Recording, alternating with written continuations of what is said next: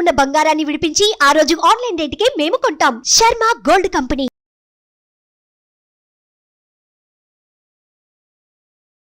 నమస్కారం, welcome to Suman TV. నేను గీతాంజలి. ప్రస్తుతం మనతో పాటు ఇస్కాన్ నుంచి ప్రణవానంద ప్రభుజీ ఉన్నారు. వారితో మాట్లాడదాం. హరే కృష్ణ ప్రభుజీ. హరే కృష్ణ. చాలా విశిష్టత ఉంది పౌర్ణమికి అని చెప్తున్నాను. అంటే ప్రతి నెల వచ్చే పౌర్ణమిలు తెలుసు మనకి, కొన్ని కొన్ని మాత్రం ప్రత్యేకంగా ఉంటాయి. శ్రావణ పౌర్ణిమ, కార్తీక పౌర్ణిమ. ఈ మధ్య మనం చూస్తూ ఉంటే చాలా మందికి పూజలు చేసేస్తూ ఉంటారు ఇక్కడ అక్కడ అని.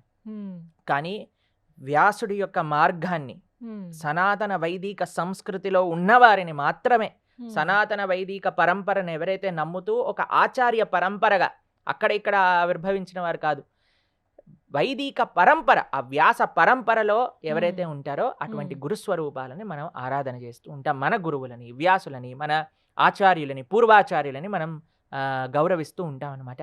కాబట్టి ఇది చాలా ఒక సేక్రెడ్, ఒక గురువుని మనము స్మరించుకునే ఒక అవకాశము అని వ్యాసుడు మనకిచ్చిన అంత గొప్ప వాంగ్మయాన్ని. ఇప్పుడు సనాతన ధర్మము అని అంటే వ్యాస వాంగ్మయము. వ్యాసుడు లేనిది సనాతన ధర్మము లేదు.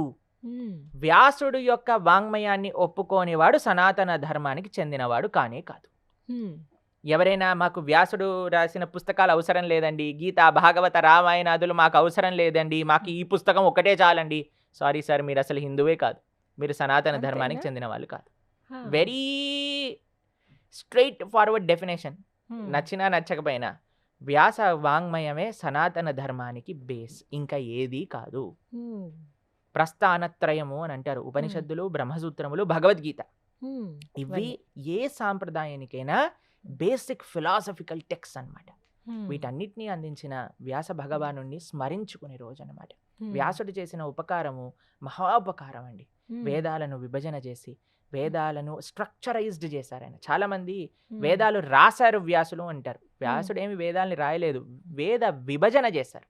4 వేదములుగా విభజన చేసి, అలానే మనకి పురాణాలు, ఉపనిషత్తులు, బ్రహ్మసూత్రములు వీటన్నిటిని అందజేశారు అన్నమాట వేదవ్యాసుడు. అటువంటి వ్యాస జయంతిగా జరుపుకుంటారు. వ్యాసుడిని ఆరాధన చేయవలసినది. దాంతో పాటు వ్యాస పరంపర, ఇది చాలా ముఖ్యంగా మనం బ్రాకెట్ లో పెట్టుకోవాల్సిన విషయం ఏంటంటే, వ్యాస పరంపరను ఎవరైతే వేదవ్యాస వాంగ్మయాన్ని ఆధారంగా చేసుకొని వేదవ్యాస వాంగ్మయాన్ని ప్రతిపాదన చేసిన ఆచార్యులు, ఆ ఆచార్య పరంపరలో వచ్చిన వారిని మాత్రమే వ్యాస పూర్ణిమ రోజు ఆరాధన చెయ్యాలి. వాళ్ళకి చెందింది మాత్రమే ఈ గురు పూర్ణిమ. గురువు అంటే చాలా మందికి, అందరినీ ఇప్పుడు తెలుసా అండి, మేము ఒకసారి మా కాలేజ్లో రోడ్ పైన వెళ్తుంటే ఏ గురు అని ఒక ఫ్రెండ్ని పిలుస్తున్నారు. అంత చీప్ అయిపోయిందండి గురువు అనే పదం. గురువు అని అంటే ఎవరైతే జీవుడికి అత్యంత గొప్ప శ్రేయస్సుని ఇస్తాడో అటువంటి వాడిని గురువు అని అంటారు. ఎవరైతే మనకి భగవంతుడిని చూపిస్తారో, భగవంతుడి గురించి తెలియజేస్తారో అటువంటి వాడిని గురువు అంటారు. ఎవరైతే తమల్ని తాము నేనే భగవంతుడిని అని చెప్పుకునేవాడు గురువు కాదండి. గురువు యొక్క లక్షణం ఏమిటి అని అంటే, అయ్యా ఈయన భగవంతుడు, నువ్వు భగవంతుడికి శరణాగతి చెయ్యాలి అని చెప్పేవాడే గురువు. స్తోత్రియం బ్రహ్మనిష్టం అని ఎన్నో లక్షణాలు ఉన్నాయి. శాస్త్రాలు అధ్యయనం చేసి ఉండాలి. లేదండి మేము శాస్త్రాలు ఏం అధ్యయనం చేయను, నా మనసులోకి వచ్చింది చెప్తాను, సారీ సార్ మీరు గురువు కాదు. లేదండి మేము జస్ట్ ప్రవచనాల్లో చెప్తాం, ఏం ఆచరణ చేయం, సారీ సార్ మీరు గురువు కాదు. అయ్యా మాకేం పరంపర లేదు, మేము స్వయంభూ గురువులము, సారీ సార్ మీరు గురువు కాదు. ఆచార్య పరంపర ఉండాలి. సనాతన వైదిక వాంగ్మయం, వ్యాసులు ఇచ్చిన వాంగ్మయాన్ని బేస్ చేసుకొని మాట్లాడాలి. మాట్లాడటమే కాకుండా దాన్ని ఆచరించాలి. సద్ వైష్ణవ వైదిక పరంపరలో వాళ్ళు వచ్చి ఉండాలి, వైదిక పరంపరలో ఉండాలన్నమాట. అంటే ఎవరెవరిని ఏంటండి ఇప్పుడు ఆ రోజున ఎవరిని పూజించాలి? వ్యాస భగవానుని పూజించాలి. మనం ఏ పరంపరని ఫాలో అవుతున్నామో ఆ పూర్వాచార్యుల్ని పూజించవచ్చు, మన గురువులని పూజించవచ్చు, అంతే. అంతవరకు వ్యాస వాంగ్మయానికి వ్యతిరేకంగా మాకు వ్యాస వాంగ్మయమే అవసరం లేదు అన్న వాళ్ళు గురువులు ఎప్పటికీ కాలేరు. అటువంటి గురువులను మనం ఆరాధన చేయకూడదు కూడా. ఎలా ఆరాధించాలి ఆ రోజున? ఆరాధించే ఇప్పుడు చూడండి, గురువుకి ఇంకా ఒక శిష్యుడికి ఉండే ఒక సంబంధం అత్యంత సీక్రెట్ సంబంధం, అత్యంత స్పెషల్ సంబంధం.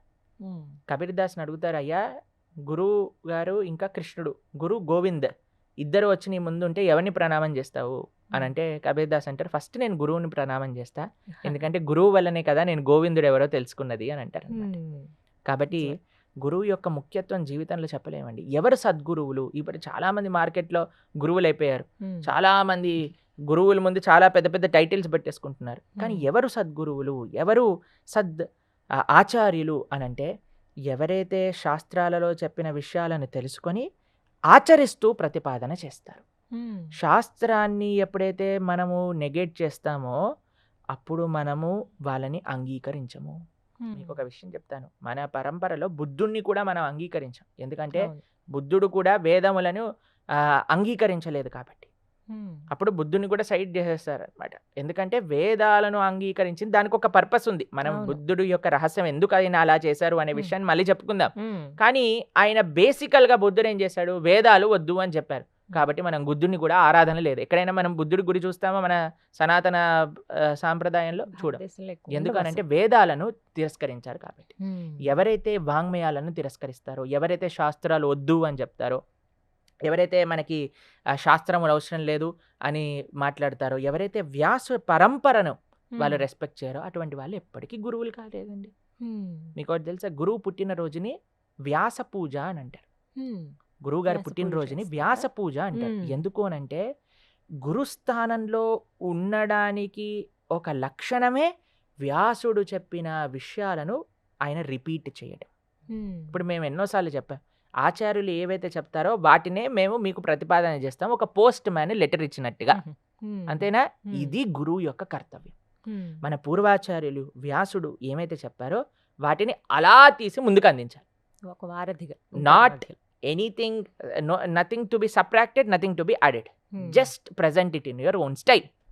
కానీ మనకి వేదవ్యాసుడు వాంగ్మయం అవసరం లేదు, ఎటువంటి పురాణ ఇతిహాస విషయాలు ఏం అవసరం లేదు, నీ అంతట నువ్వే ఒక మ్యానుఫ్యాక్చర్ చేసుకొని చెప్తాను, లేదా నాకంత తెలుసు నా నుంచే వినండి, లేదా నేనే భగవంతుణ్ణి నన్నే ఆశ్రయించండి, లేదా భగవంతుడు ఈయన కాదు, ఈ వేరే మతానికి చెందినవాడు ఈశ్వరుడు అని చెప్పే వాళ్ళు ఎవ్వరిని కూడా మనం గురువుగా స్వీకరించకూడదు, వాళ్ళ ఆరాధన చేయకూడదు.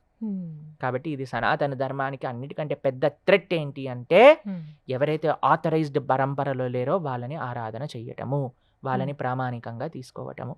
సనాతన ధర్మంలో జ్ఞాన సముపార్జన, గురువు యొక్క పద్ధతి ఏంటో తెలుసా అండి? జ్ఞానాన్ని మనకి ఇవ్వటం. తత్విద్ధి ప్రణిపాతేన పరిప్రశ్నేన సేవయా ఉపదేక్షంతి తే జ్ఞానం జ్ఞానినః తత్వదర్శినః. కృష్ణుడు భగవద్గీతలో ఒక విషయం చెప్పారు. నీకు ఆధ్యాత్మిక జ్ఞానం కావాలంటే ఒక గురువు దగ్గరికి వెళ్ళి కూర్చొని చక్కగా ఆయన చెప్పే ప్రవచనాన్ని శ్రవణం చేస్తూ, ఆయనకి సేవ చేస్తూ, ఆయన దగ్గర నుంచి ప్రశ్నలు అడుగుతూ నువ్వు జ్ఞానాన్ని సముపార్జన చెయ్యి. మన సనాతన ధర్మంలో ఎక్కడ కూడా చేతులు పెట్టి జ్ఞానం ఇవ్వటం, మ్యాజికల్ చేసి జ్ఞానం ఇవ్వటం లేదండి. కేవలం ప్రవచన మార్గంతో, శ్రవణంతో మాత్రమే జ్ఞాన సముపార్జన అనేది లభించింది. కాబట్టి ఎంత గొప్ప ఆచార్యుల యొక్క జీవితాలను చూసినా సరే వాళ్ళు శ్రవణం చేసి గురువుతో కనెక్షన్ని ఏర్పాటు చేసుకున్నారు. కాబట్టి అటువంటి ఎవ్వరు చేసిన మోసాలలో మనం పడకూడదు. జాగ్రత్తగా మనం కేర్ఫుల్గా ఎవరు వైదిక ధర్మాన్ని, వ్యాసుడు చెప్పిన ధర్మం అంటే ఏంటండి? వ్యాసుడిచ్చిన వాంగ్మయంలో, మన వేదములలో, మన ఇతిహాసములలో, మన పురాణములలో ఎవరినైతే దేవుడిగా ప్రస్తావన చేశారో వాళ్ళే మనకి భగవంతులు. కానీ ఇక్కడ అక్కడ వచ్చేసిన వాళ్ళందరూ భగవంతులు కాదనమాట. భగవంతుడి యొక్క అవతారం ఏంటి? ఇప్పుడు మీరు అంటున్నారు కదా, ఇందాక మీరు అన్నారు కల్కి సినిమాలో కల్కి గురించి చెప్పారని.